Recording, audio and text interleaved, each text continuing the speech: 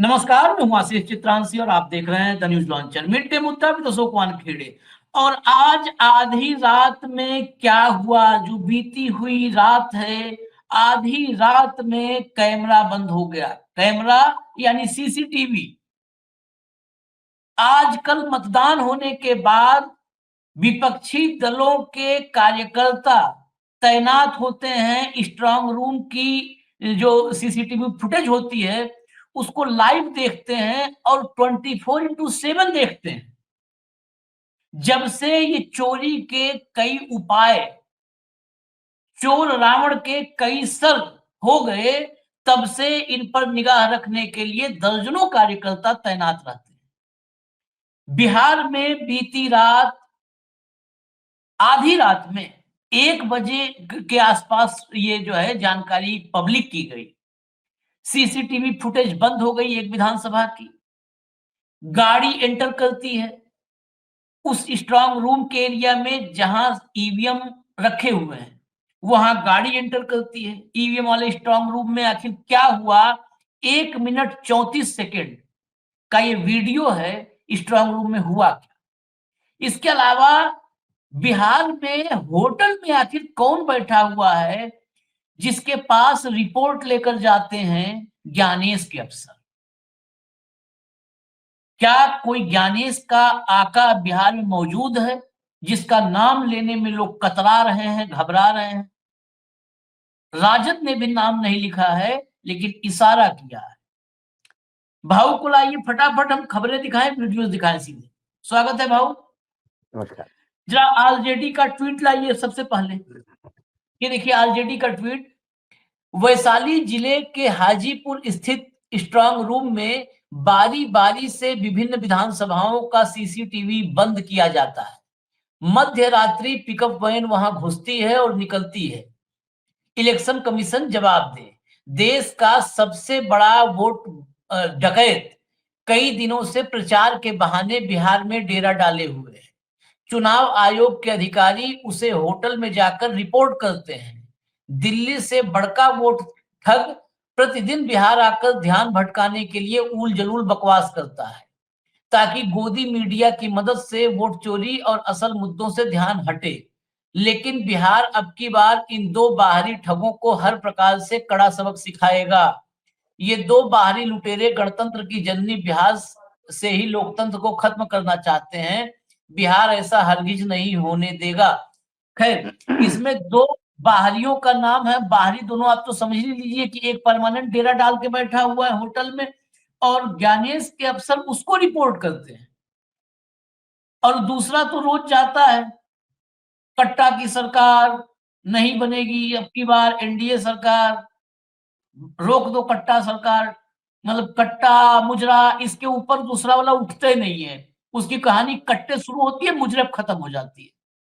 और ये अक्सर वो फिल्में जो बनती हैं जो बिहार और उत्तर प्रदेश पूर्वांचल के थोड़ा दबंग भौकाली बैकग्राउंड पर, उसमें आप देखते होंगे जो बहुत जानदार दमदार टाइप का होता है नौजवान ना, वो अक्सर सवेरे तमंचा और रात में डिस्को, काम खत्म उसका। मतलब तमंचे से कट्टे से मुजरे तक वो भी होता है। तो अब कट्टे से मुजरे तक कौन लोग हैं, आप लोग खुद तुलना करिए। हम तो बता रहे हैं भाई, हम उसी पूर्वांचल उसी बिहार में जन्मे पले बढ़े हैं और बखूबी इन सबको वो किया है, देखा है, समझे।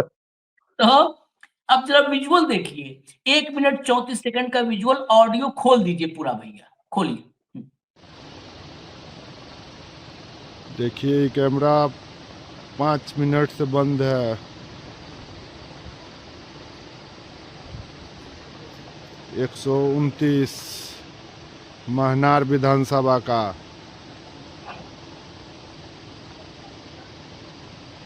129 महनार विधानसभा का कैमरा बंद हो चुका है।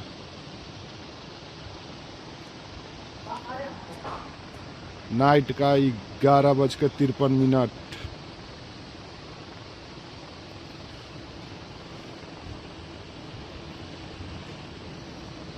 देखिए भाई, बड़ा खेल हो रहा है। देखिए पिकअप निकल रहा है, यही पिकअप निकल रहा है।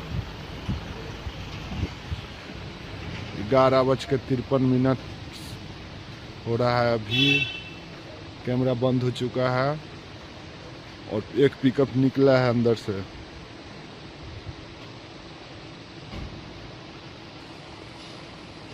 सुनो भाई, कैमरा बंद है। वो तो कोई मतलब नहीं हैं? वो तो अपना ही बात करते हैं। अपना तो है, ये है। अपन बंद हो जाते तो हम धुआं धुआं कर देवे। यही करिए कंट्रोल रूम में कल हुआ तले खेला शुरू कर दिले। ये जो है साथ में उनके और लोग हैं, तो कह रहे हैं कि कोई चिंता नहीं, आपन चल रहा है अपना वाला। तो कह रहे हैं अपना बंद हो जाएगा तो अब तक हम धुआं धुआं कर दिए होते। ये महनार विधानसभा का बंद किया है। तो आज आशीष जी, मैं थोड़ा सा दर्शकों को भी क्लियर करूं, क्योंकि लोगों को समझ में नहीं आ रहा होगा कि सीसीटीवी का क्या कंसेप्ट क्यों आया। एक विधानसभा में, एक लोकसभा में बाकायदा बहुत बड़ी धांधली हुई, जहां ईवीएम मशीन रिप्लेस की गई। कई लाखों ईवीएम मशीन ऐसी है कि जो फैक्ट्री से निकली, लेकिन चुनाव आयोग ने पेमेंट देने के बाद उनके पास नहीं आई। उसका एक केस एफआईआर, मतलब एक केस वहां पे महाराष्ट्र में भी चल रहा था। बाद में चुनाव आयोग ने लिपापोती करके बता दिया, नहीं इधर गया उधर गया, ये है वो है, ऐसा नहीं है करके। लेकिन उस समय बहुत बड़ी धांधली समझ में आ गई थी कि ईवीएम रिप्लेस हो गए थे। उसके 19 बाद लाख मिशन है, 19 लाख। में मशीन, हाँ। तो उसके बाद क्या हुआ आशीष जी, कि मतदान, मतलब जो चुनाव पार्टियां थी, राजनीतिक दल, वो ज्यादा सजग हो गई। अब वो क्या करती है, जैसी ईवीएम निकलती है उसके साथ मोटरसाइकिल वाले लग जाते हैं, कोई ईवीएम रास्ते में कोई चेंज नहीं हो। और स्ट्रांग रूम में जाने के बाद, स्ट्रांग रूम में जहां ईवीएम रखते थे, उसी के दरवाजे पे सब लोग अपने अपने गद्दे डाल के और वहीं बैठे रहते थे कि भैया हम तो अंदर किसी को जाने नहीं देंगे अब। ठीक है। इसके बाद आपको देखा होगा कि एक आसाम के चुनाव में एक ईवीएम बाजार में मिल गई थी, एक मार्केट में गाड़ी जा रही थी, उसमें एक लोगों ने वही पीटा। लोग कितने सजग हो गए थे। तो अब इसका नया रास्ता उन्होंने ढूंढा। उन्होंने एक नया रूल निकाला कि अब जहां स्ट्रांग रूम है, जिसका दरवाजा जो सील होता है, वहां कोई नहीं रहेगा। आप वहां से 100 मीटर दूरी पे अपना टेंट लगाइए। वहां सीसीटीवी कैमरा रहेगा, उसका लिंकेज आपको मिलेगा। तो आप सीसीटीवी के द्वारा वहां से देख लीजिए, कोई भाई वहां खड़े रहो, वहां सोओगे तो आपको पता पड़ेगा कौन ताला तोड़ रहा है। लेकिन कैमरा ऑन रहेगा तो आपको लगातार पता पड़ेगा कि कौन है, क्या नहीं, क्या गतिविधि चल रही है। ये कैमरा वहां से बंद हो गया और ये वैन अंदर जाके बाहर आ गई रात को 12 बजे। तो क्या मशीनें रिप्लेस हो गई? एक डाउट है। आप यदि लोगों को वहां सोने नहीं देते, तो फिर आपको ये 100% आपको सिक्योरिटी डबल चेक करना चाहिए। उसके लिए भी प्लान होना चाहिए। एक कैमरा फेल हो गया तो दूसरा कैमरा कैसा? उसके बाद वो रात को उस प्रतिबंधित एरिया में वैन कैसे जाती है? वो वैन में क्या था? रात को ऐसा क्या 12 बजे डिलीवरी करने गया था? हाँ। क्या पिकअप करने गया था? क्या छोड़ने गया था? ये सवाल है। क्या आपने मतदाता सूची में धांधली करने का प्रयास किया? आपने मतदान के दिन धांधली करने का प्रयास किया? ये सारे प्रयास आपके लोगों ने डिफ्यूज कर दिए। और ये तो बिहार की जनता को सैल्यूट करता हूं मैं, जिस हिसाब से टूट पड़ी वो और अपने मताधिकार के लिए लेके लड़ी। और आज पहली बार समझ में आ गया, 75 साल बाद आजाद होने के बाद भी देश में चुनाव लागू होके कम से कम आज 73 के साल के 75 साल हो गए करीब करीब। और इतने सालों में मैच्योरिटी आती है, प्रगल्भता आती है।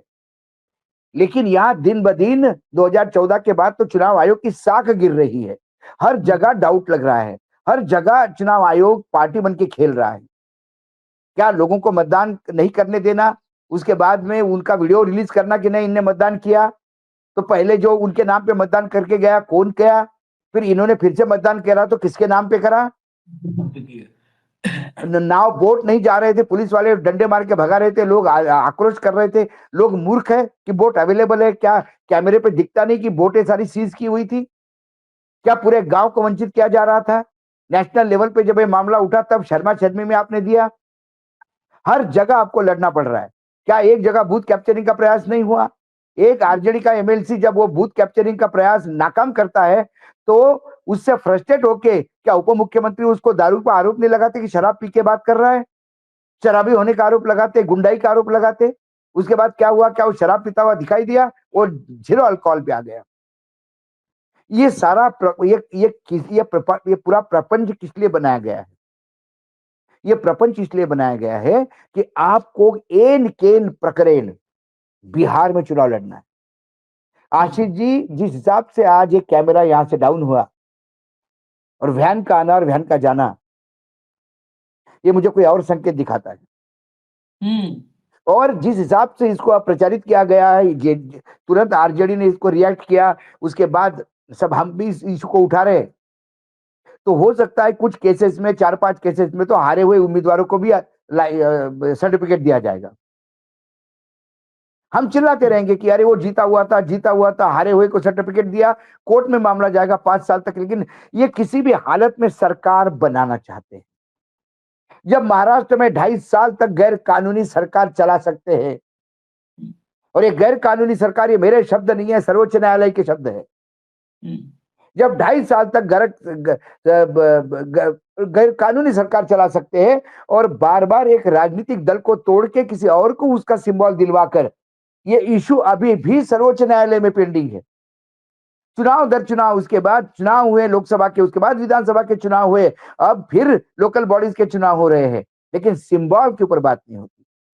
अक्सर हमने देखा, इसके पहले भी पार्टियां टूटी है, लेकिन जब भी पार्टी टूटते हैं तो उसका सिंबल फ्रीज किया जाता है, दोनों पक्षों को अलग अलग सिंबल दिए जाते हैं। ये पहली बार देखा हमने कि अजित पवार को सिंबल मिल गया, एकनाथ शिंदे को सिंबल मिल गया, जो सरकार के गोद में बैठा है उसको सिंबल दे देता है चुनाव आयोग, और फिर निष्पक्षता की बात करता है। ये बहुत घोर, ये आपराधिक, इट्स अ क्रिमिनल ऑफेंस। यदि आपका वहां सीसीटीवी फुटेज गायब कर दिया गया, कैमरा बंद कर दिया गया, और वहां एक व्हीकल का, पिकअप वैन का आना जाना है, मोटरसाइकिल नहीं गई, कोई मारुति 800 नहीं गई, पिकअप वैन गई जिसमें चीजें जाती है, मशीनें जाती है और मशीनें आती है। यदि यह आरोप मैं लगाऊं कि मशीनें बदल गई है, तो क्या जस्टिफिकेशन है मेरे आरोप के खिलाफ चुनाव आयोग को? क्या जस्टिफिकेशन है मेरे खिलाफ कि मैं चुनाव आयोग को बदनाम कर रहा हूं? या चुनाव आयोग बता दे कि वो गाड़ी अंदर गई क्यों, और चुनाव आयोग बता दे कि सीसीटीवी कैमरा बंद क्यों था। बिल्कुल, दोनों बात, और दोनों में दोनों एक बात और बता चीज, दे। मैं एक मेरे चीज शब्द और वापस भी है। लेता हूं, नहीं, एक मैं चीज माफी और है, मांग जब लूंगा। सभी प्रत्याशियों के और हाँ, पार्टियों के और प्रतिनिधि वहां मौजूद हैं। ये मत बोल देना कि वो ड्राइवर का रुमाल रह गया था, वो रुमाल लेने के लिए रात को 12 बजे पिकअप वैन के लिए आया। बचकानी जवाब ना दे। मतलब बेजवाबदार हो सकते हैं। हम बहुत जवाबदेही के साथ बात करते हैं, जवाबदार एनालिस्ट है, जवाबदार पत्रकार है, तो जवाबदारी से सवाल पूछते तो जवाबदारी से उत्तर चाहिए, छिछोरा उत्तर नहीं चाहिए, शेर शायरी में उत्तर नहीं चाहिए, कुछ तो लोग कहेंगे। You have to justify who gave him the access to that place. How the hell that vehicle went inside? क्या उसके क्रेडेंशियल्स चुनाव आयोग के पास है? क्या उसके पास था? ड्राइवर्स के क्रेडेंशियल्स है? भाव, इसमें एक चीज और जोड़नी पड़ेगी, पास था भी तो जैसे ईवीएम जब जाती है मतदान के लिए पोलिंग बूथ पर, तो सारे एजेंट चेक करते हैं ना, सबको दिखाया जाता है ना, जैसे जादूगर झोला उलट के दिखाता है, झोला खाली है, फिर कबूतर निकालता है झोले में से। जब वहां पर सभी प्रत्याशियों के प्रतिनिधि मौजूद थे, तो पिकअप वैन एंटर करती है, तो एंटर करते समय दिखा देते भैया देखो पिकअप वैन जा रही है, इसमें पानी बोतल आए हैं, और फिर जाते समय दिखा देते कि इसमें देखो पानी बोतल खाली कर दिया, खाली जा रही है। पिकअप वैन रात के आधी रात में 12 बजे पिकअप वैन वहां गई किस लिए गई? झाड़ू पोछा करना था, क्या करना था? कई सवाल हैं। मैं आज जो है इस चर्चा में एक बात और कहूंगा, कुछ ऐसे कार्यक्रम आ जाते हैं बीच में जिसको देख के कई बार कनेक्ट करते हैं। एक सीरीज आई है, वेब सीरीज महारानी 4, महारानी कई है, अब 4 आ गया, चौथा, और कल ही आया है, कल ही पूरा देखा। हालांकि अगर आप बहुत ध्यान से देखेंगे तो उसमें किसी भी पात्र को हूबहू किसी पात्र से आप रिप्लेस नहीं कर पाएंगे। एक बनाया गया है, लेकिन इंडिकेशन है, ये बिहार के राजनीति पे ही है वो सीरियल।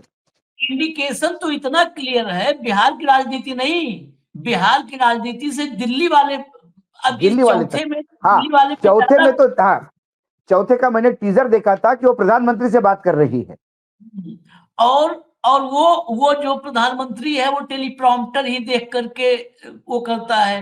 वो अपने गठबंधन में किसी को सरकते देखता है तो तुरंत वहां पर ईडी पहुंचती है, वहां पर ईडी के बजाय सीईडी है। वो मुख्यमंत्री के बेटों को उठवा लेता है। वो मतलब हूबहू वह भी कहता है विकास के नाम पर अब देंगे वोट। तो वो जो है सीरीज वर्तमान गजब, बस उसमें नटशेल में एक मिश्रण हुआ।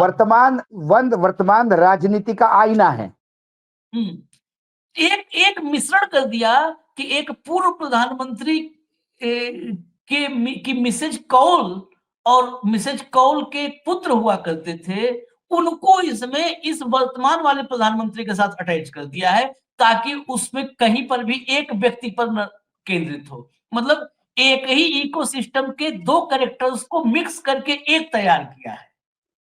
तो अद्भुत है, अद्भुत है। जब ये देख रहे हैं ना चुनाव जीतने के लिए, तो उसमें बहुत सारे हथकंडे, सरकार कायम रहे उसके लिए बहुत सारे हथकंडे कैसे कैसे हैं। करीब करीब प्रायोगिक है, इस दौर में प्रैक्टिकल है, और इस दौर में उस चरित्र को दिखा देना यह भी साहसिक है, ये भी साहसिक है। खैर ये एक पार्ट है, ये एक पार्ट है बाबू। इनको देखिए, ये ज्ञानेश के लिए, अभी ज्ञानेश के लिए अगला हम अगली खबर का जो हिस्सा ला रहे हैं, इस खबर का अगला हिस्सा वो देखिएगा। जब जुबैर का एक ट्वीट लाइए, जुबैर का ट्वीट लाइए। देखिए, breaking, BJP leader Prabhat Kumar EPIC number from Uttarakhand is still active. How can a person who has voter ID from Dehradun Uttarakhand come and vote in Bihar? We found his EPIC number details using the background of his pic when he voted 2024. It says Sanatan Dharma Inter College, Racecourse Road, Dehradun. His father's name matches. Found his EPIC number from Bihar too, but will share it after reconfirming. अब देखिए, अब चलिए लाइए फटाफट दिखा भी दीजिए। ये देखिए सनातन धर्म जो है कॉलेज जहां पर इन्होंने मतदान किया था उत्तराखंड में, देखिए स्याही लगी हुई। नेक्स्ट दिखाइए, एक फोटो लाइए, फटाफट चेंज करिए भाई। ये देखिए ईपीआईसी नंबर है, EPIC number Prabhat Kumar 43 male parent number Ramanand Singh 18 Dharampur Haridwar Dehradun Uttarakhand. Next आइए, अब आगे चलिए, अगला लाइए ट्वीट, अब मिलाइएगा, मैच करिए। चलो भैया फटाफट लाओ। तो ये देखिए, अब meet mister Prabhat Kumar BJP on November 8th he casted in his vote in Bihar. दूसरा, on 23 January 2025 he voted in Uttarakhand during Dehradun municipal corporation election. Number 3, on 19 April 2024 he voted in Uttarakhand during Lok Sabha election. Number 4, on 14 February 2022 he voted in Uttarakhand during assembly election. 5 number 11 April 2019 he voted in Uttarakhand during Lok Sabha election. और 6 number 18 November 2018 he voted in Uttarakhand during Dehradun municipal corporation election. पूरा एक एक, मतलब सोचिए 18 तक गए। अब photograph दिखा दीजिए, फोटोग्राफ दिखाइए। बिहार में अभी एक खबर दिखाने और क्लियरिटी हम आगे करेंगे। देखिए 2022 वोटेड इन उत्तराखंड, पीछे बैकग्राउंड वगैरह सब लगा हुआ है और इन्हीं के हैंडल से उठाया है। और 2024 में फिर उत्तराखंड में देखा दिया, बिल्कुल, बिल्कुल। पूरा डेट वगैरह है। चलिए हाँ चेंज करिए। जो 2025 voted in Bihar, 2019 voted in Uttarakhand. ये तो बिल्कुल बिल्कुल क्लियर है, बिल्कुल क्लियर है, क्रिस्टल क्लियर। अब इसमें जो है आपको और इसमें कुछ चीजें क्लियर कर दें कि हम दिखा क्यों रहे हैं। ये देखिए 2025, अब ये मैं चेंज करने जो कह रहा था, अब ये चेंज किए। 2025 देखिए बिहार पहुंच गए, और 2019 वोटेड इन उत्तराखंड। बस अब आप अगर कुछ है दिखा दीजिए, नहीं तो हटा दीजिए। भाव इसलिए क्योंकि कल ही हमने दिखाया था राकेश सिन्हा दिल्ली में मतदान करके बिहार में पहुंच गए। यहाँ पर एक पूर्वांचली समाज के बीजेपी ने नेता बना रखा है, अलग अलग प्रकोष्ठ जो इनके हैं, वो दिल्ली मतदान करके बिहार में पहुंच गए। इसी साल दिल्ली में, फिर बिहार में है। पुणे से एक मोहतरमा है, वो पुणे में मतदान करके बीजेपी सरकार बनवाई थी, मोदी फाइड, और वो फिर बिहार पहुंच गई। ऐसे एग्जाम्पल्स, ये तो सैंपल दिख रहे हैं। ऐसे राकेश सिन्हा ने लाखों पता में क्या है, किया? लाखों में है। हाँ, राकेश सिन्हा ने क्या एक्सक्यूज दिया, उस एक्सक्यूज को, और ये बात हमारी आपकी निजी चर्चा में भी ये बात आई थी। राकेश सिन्हा ने कहा कि मैं दिल्ली चुनाव के बाद वहां पर जो है मैंने जो है निवेदन किया था कि मेरा मतदाता सूची से नाम हटा दिया जाए, मैं बिहार का मतदाता मुझे बनाया जाए। नहीं, ये लोग क्या करते हैं आशीष, ईपीआईसी ये नंबर से, इस हाँ हाँ ईपीआईसी नंबर से ये पोल खुल गई कि अभी राकेश सिन्हा की पड़ताल नहीं हुई थी, लेकिन एक पड़ताल ने बता दिया कि ये अभी भी एट ए टाइम ये उत्तराखंड का मतदाता है और बिहार का मतदाता है, डबल।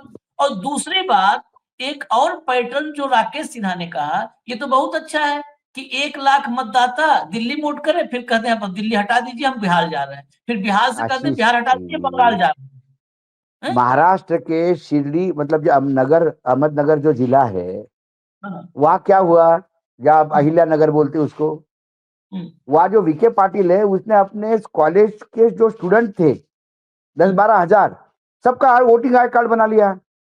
हाँ, उसको कॉलेज की बसें आके वोट डलवा के चली गई। अब आपको कुछ नहीं करना है, आपको 1 लाख वोट मतदाता का ट्रांसफर इधर से उधर करने की व्यवस्था करनी है।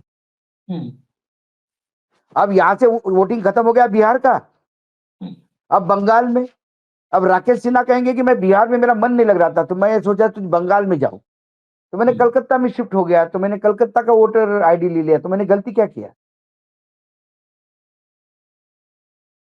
टेक्निकली करेक्ट है, लेकिन ये फ्रॉड है।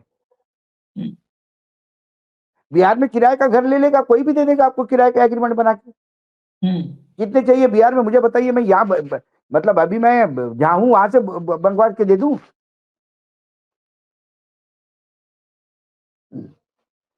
यदि किसी फर्जी को अपना वोटिंग आई कार्ड बनाना हो तो उसका आधी रात को बनता है।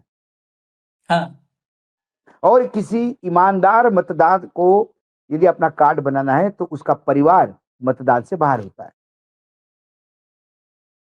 ये दिल्ली में मतदान है, ये बिहार में सिन्हा मतदार है। वो बोलता है मैंने दिल्ली का मना किया, दिल्ली में अभी भी स्टैंड करता है। अशोक वानखेड़े दिल्ली में ही है, दिल्ली में ही मतदान करना चाहते हैं। 30 साल 34 साल से कहीं गए नहीं दिल्ली छोड़ के, उनको हटा दिया गया 2024 में। ये वस्तुस्थिति है, क्योंकि उनको डर था सरकार के खिलाफ बोलता है, बीजेपी को तो वोट देगा नहीं, काट इसको। और राकेश सिन्हा को घुमाते रहो इधर से उधर। ऐसे आपको 1-1.25 यदि एक्स्ट्रा मिल गए, आप इमेजिन करिए 5,000 पर कॉन्स्टिट्यूंसी में 5,000 का खेल करते हैं। 20 सीटों को क्या आराम से? इसीलिए मैंने कहा ना, जो हरियाणा के सारे लोग बंगाल में रजिस्टर हो गए मतदाता। एक ट्रेन चलेगी हरियाणा से बंगाल तक, खर्चा तो हरियाणा की सरकार का होगा, किसी के बाप का थोड़ी, बीजेपी थोड़ी सरकार कर रही। यहाँ तो साला अपने 13वीं का भी, अपने भांजे के या भतीजे के 13वीं का भी पैसा सरकार से लेने वाले बीजेपी वाले। ये तो मरने के बाद भी शोषण नहीं छोड़ते।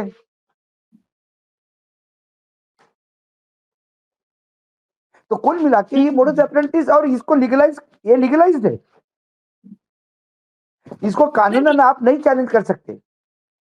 ये नहीं, अब जैसे ये उत्तराखंड वाला है, ये तो चैलेंज में भी आएगा, और नहीं, राकेश चैलेंज में सिन्हा आएगा, भी, राकेश सिन्हा भी आएगा, क्योंकि इसने डिलीट नहीं करवाया। राकेश सिन्हा भी, अगर मुझे तो यकीन है कि जो आदमी अपना फोटो पल पल का दिल्ली का वहां का अंगूठा उंगली भेज रहा है, उसने अपना वोट डिलीशन के लिए जो रिक्वेस्ट डाली, उसकी फोटोकॉपी भी लगा देता, फोटो डाल देता। नहीं, क्योंकि ये बलबली है, बोल दिया कि हाँ हमने डाला। अब कौन उसने कभी बताएगा? सोचा नहीं होगा, निजी मामला हम नहीं बताएंगे। अभी क्या करेंगे ये जितने भी फर्जी वोटर है इधर से उधर शिफ्ट करते, उनके लिए एक ऑर्डर निकालेंगे, मतलब अंदरूनी ऑर्डर, कानाफूसी वाला, कि भाई वोट करके सोशल मीडिया पे मत डालो, पकड़े जाते हो। लेकिन ये किस हद तक जा सकते हैं? ये जब बोलते हैं कि हमारे पास भारी मैंडेट है, जब हम बोलते हैं कि बिहार में बीजेपी को 32% मतदान मिला। उस 32% में 8% घुमंतु होता है। एक भाई, जब अंग्रेजी अखबार में एक रोइंग एडिटर नाम का एक कंसेप्ट था, जिसका घुमंतु संपादक या घुमंतु वार्ताहर कर सकते हैं। उसका काम हेडक्वार्टर बैठना ही नहीं था, देश में कुछ भी कुछ हो जाए टिकट कटवाओ और उधर चले जाओ रिपोर्टिंग करने। तो ये घुमंतु वोटर है, जिस राज्य में चुनाव उस राज्य में पहुंच जाते हैं। नहीं, लेकिन ये पता है घुमंतु वोटरों का पैटर्न देखना होगा, क्योंकि वोटर वही है। ये कैमरे बंद क्यों हो रहे हैं, ये मतदाता यहां से वहां घुमंतु क्यों दिख रहे हैं, उसकी वजह सुन लीजिए। खासकर घुमंतु तो मतदाता पहले से थे, लेकिन मतदान के बाद कैमरे क्यों बंद हो रहे हैं उसको समझना होगा। और मोदी जी की जुबान पर जो बौखलाहट है ना, जो कट्टा तमंचा, अब फ्रस्ट्रेशन सामने आ रहा है।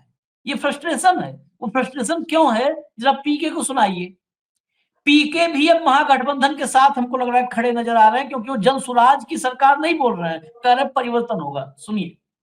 हाँ, और जितने स्वयंभू एनालिस्ट और पत्रकार एनालिस्ट हैं जो कि बता रहे थे कि उनको पता है कि बिहार में क्या होने जा रहा है, उनको ज़मीन पर आते हुए दिख रहे हैं, क्योंकि किसी ने ये नहीं बताया, किसी ने ये प्रेडिक्ट नहीं किया कि बिहार में देश के राजनीतिक इतिहास का मतलब बिहार के राजनीतिक इतिहास में सबसे ज़्यादा वोट होने जा रहा है।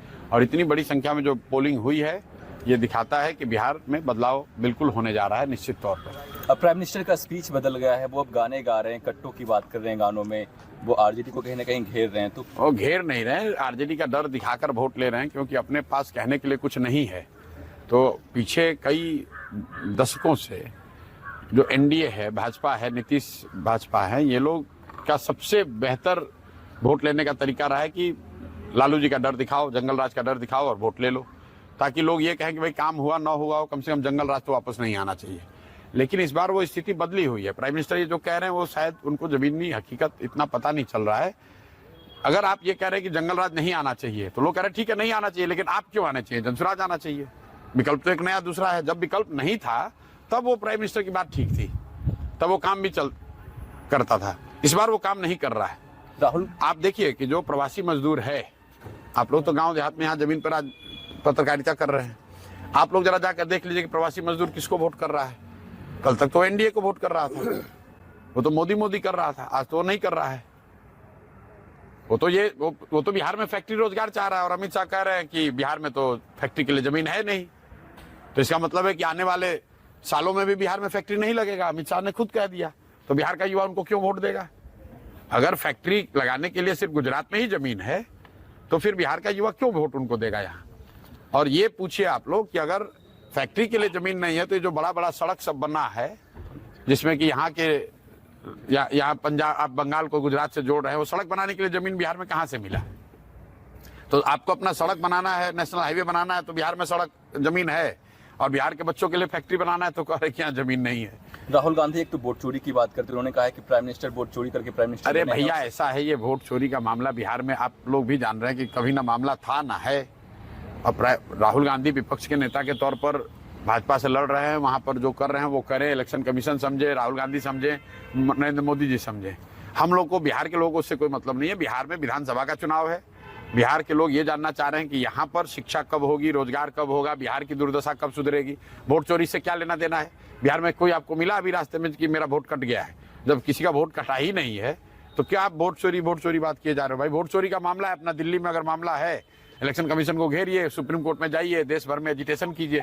बिहार के इलेक्शन को क्यों हाईजैक कर रहे हो उसमें? राहुल वोट परसेंटेज बढ़ने का जो मामला है रात में दिखाया जा रहा है, तो ट्रेन से प्रवासी मजदूरों को स्पेशल ट्रेन और टिकट देके भेजा जा रहा है, इसको लेके क्या कहें? भेजा जा रहा था।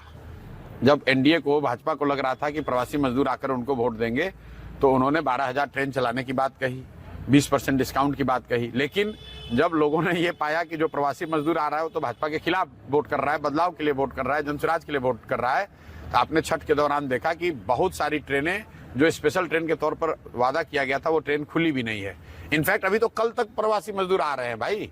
कल मैं आ रहा हूँ जिस इलाके से, कल मैं भागलपुर में बांका में था, वहां पर कल एक जगह पे लोग बता रहे 15,000 लोग आए हैं जो छठ में नहीं आ पाए। लोग, प्रवासी मजदूर, युवा बिहार का इस बार इतना डिटरमिन्ड है कि छठ के बाद कल तक लोग अभी आ रहे हैं वोट करने के लिए।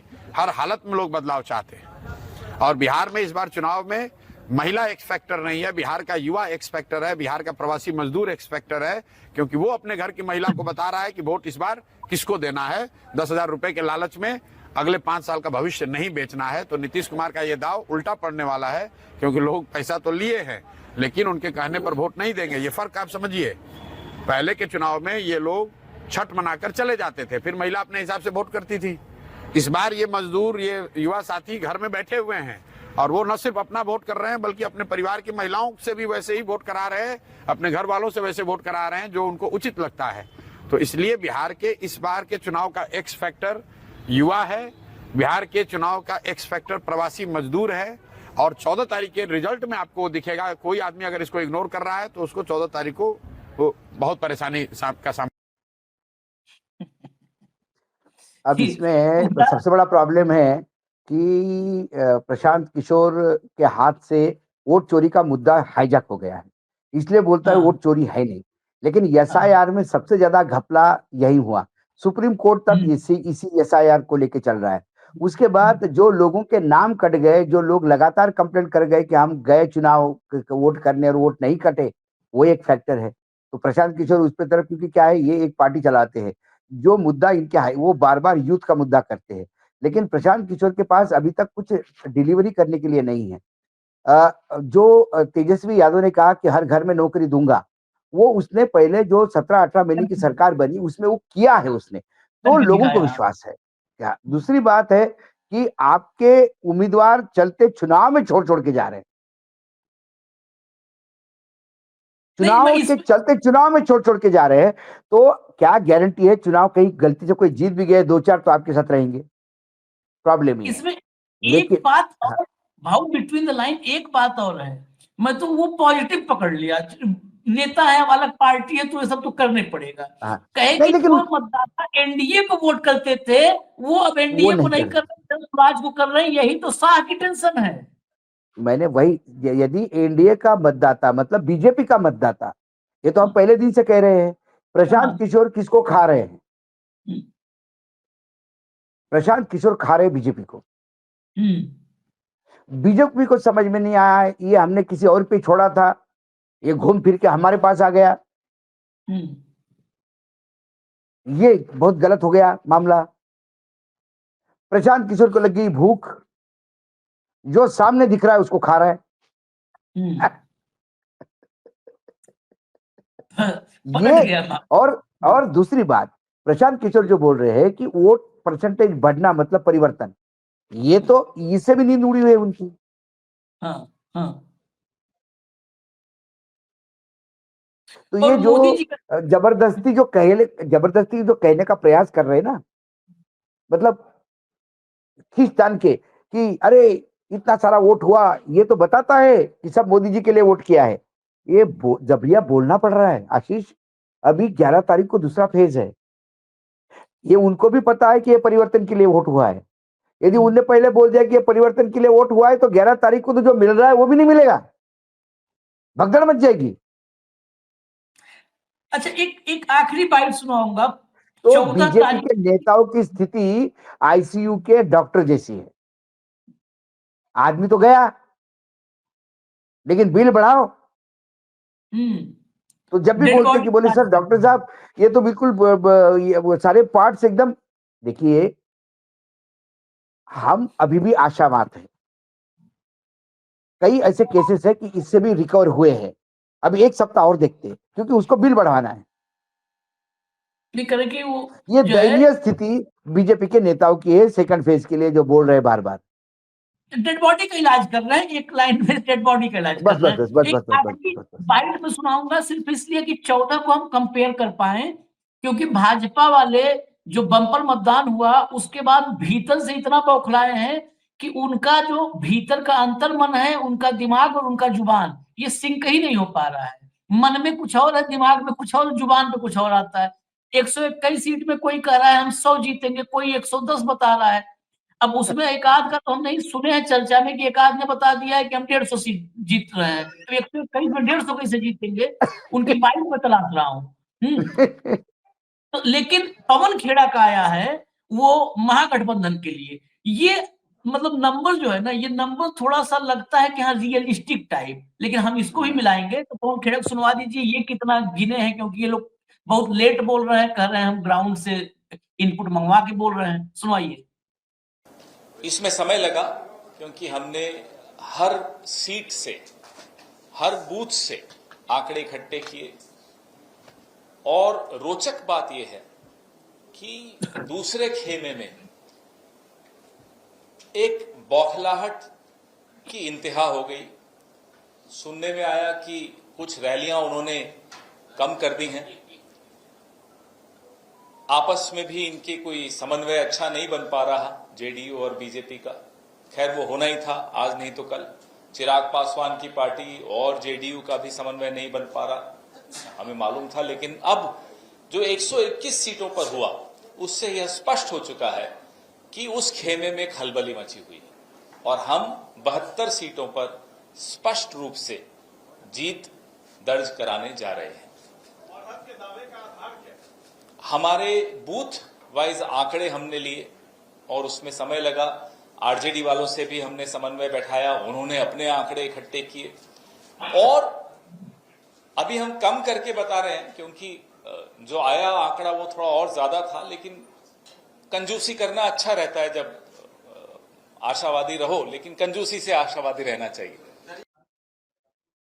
चलिए, एक अच्छी बात है, पत्रकार ने पूछा आपके इस डाटा का आधार क्या है, लेकिन भाजपा जो 110 बता रहे हैं उनसे नहीं पूछ पा रहे हैं सब कि आपके डेटा का आधार क्या है। आशीष जी, उनको कैसा पूछेंगे, जहां से लिफाफा मिलता है वहां से थोड़ी ना सवाल पूछा जाता है, वहां तो सिर्फ आगे फॉरवर्ड करना होता है। अभी इसमें मिड डे मुद्दा में हमें इजाजत दीजिए, धन्यवाद भाऊ। लेकिन एक और कार्यक्रम दिल्ली से जुड़ा हुआ लेकर के आ रहे हैं, हम जल्दी ही लेकर के आ रहे हैं। बहुत बहुत धन्यवाद, नमस्कार।